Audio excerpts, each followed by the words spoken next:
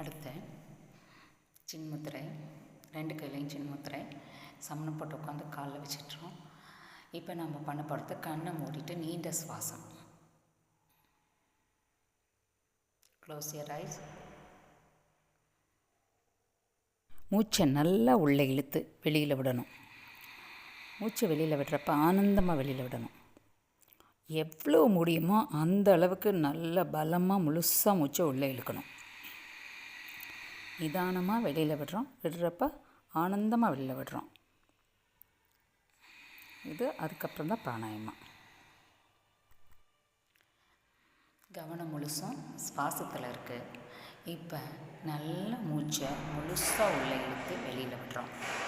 மூச்சை முழுசாக உள்ளே இழுத்து வெளியில் விடுறோம். இது மட்டும் தான் பண்ணுறோம். கவனம் முழுசும் சுவாசத்தில் இருக்குது.